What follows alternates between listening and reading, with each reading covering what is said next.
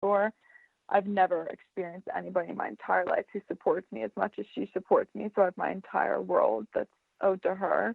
But I feel like a lot of it is your support system, and a combination of having my parents supporting me and my family and friends, but also I've always liked the idea of having a backup plan. As much as I would love to 100% put all of my eggs in the modeling basket, I'm very realistic in thinking I want to pursue this for as long as I can and see what can come from it. But I do want to also get an education and try to set myself up for the best possible scenario when I do graduate and have to figure out what I want to pursue full time. So I love that I was also able to stay in the city and pursue an education and gain work experience during my summers. So doing a bit of everything has also been a part of my success.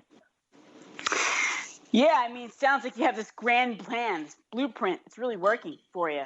How was the college experience, given the fact that, you know, you were doing all this work and stuff? Were you able to make friends and develop a community at school, or did it really not? It really wasn't kind of like that. It was more like commuting back and forth.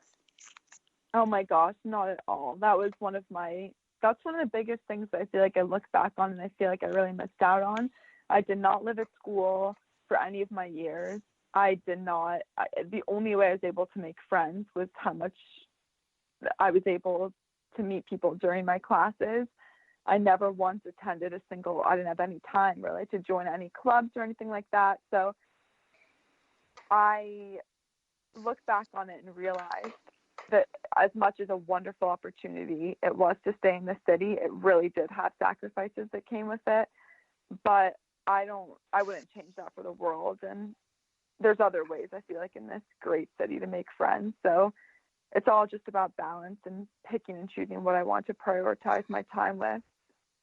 But I'm happy with how it all turned out. Yeah, your sense of gratitude is amazing. So I hope that continues. Yeah, I hope that continues to grow, because that is so important, I think. Okay, so let's talk about. I mean, you can't have. I'm just going to go back for a second. You can't have it all, and you realize that, and you prioritize on the things that are the most important to you right now. And I'm sure you made friends in those avenues. You know, I'm sure you made friends and had a community there, like you have an agency, like you said, and friends that probably model with you. Yeah, of course. Yeah. What's your work experience been like? So aside from modeling, which is work, I don't always think of that as work because it's so cool. It's like, that's not really a job, but it really is. But the other work that you said, you worked in fashion, so you wanted to get like some experience there as well. Yeah, all through my 4 years, I've gone back and forth with different careers that I want to pursue full time. Modeling has always been something that I just wanted to try out during my 4 years and do as much of it as I can before taking on a more traditional career. So I dabbled into a bunch of different industries. I was in the art world for a bit, then I was passionate about event planning, then went into the beauty industry and the fashion industry. So I really was interested in a bunch of different things. And I feel like the only way to figure out what you want to do is to actually experience it. So I interned a lot during college, which is one of the perks of staying in the city, and narrowed down what I was most interested in, and am trying to figure that out now for one more semester before graduating. And are you leaning towards one or the other? I recently narrowed it down to, I would say, 90% pursuing marketing within the beauty industry. And I'm really excited about that. Oh, that's really cool. Yeah, it's it's a robust industry and there's so much going on. It's changing so much. Yeah, that's really cool. Interesting. Where was your experience in beauty? What company did you work for? I worked for Peter Thomas Roth, their skincare company. Love his stuff. Oh my gosh. And I have to say, I ended up landing that internship at the craziest way. Because I modeled for my 4 years of college, I was never able to lock down a consistent internship because a lot of these places want a student who can come for 3 to 5 full days a week. So I remember panicking during my sophomore year, thinking, I really want to also pursue a more corporate job. How do I do this? So I ended up making a list of my 25 favorite companies of products I actually use, whether that was companies in the fashion industry or the beauty industry. And I ended up cold calling or emailing customer service of all of those companies, explaining who I am, why I love their company, why it would be a good fit. And somehow they were one of the companies that got back to me. They ended up going into interview, and somehow the head of international sales was interested in me. And the next week I ended up joining their team, which was crazy. What a great story. That sounds like a workshop. I need to have you come and talk about that. Well, we have a lot of more things to talk about after this podcast, but I mean, you can teach people how to do that. That's an amazing story of how you got that job. Good for you. That is awesome. Thank you. Yeah, and if you go to work there, I would like some free samples. So just remember, don't forget about me, okay? Oh my gosh, I do have some things to give you. I love it. I love this stuff. Okay. What would you say your finest moment is through all of this experience? I would say that there's 2 parts to the answer to that. The first would definitely be New York Fashion Week. I think that I faced so much rejection throughout my 4 years. It's been insane what I've had to go through and what some people have told me I need to change about myself and do better at and lose weight. And it's constant rejection and constantly being knocked down by others. So to be given an opportunity to participate in something that's so large like that was something I'll forever be grateful for. So it was very rewarding to be a part of that and kind of make your career a little bit more legitimate.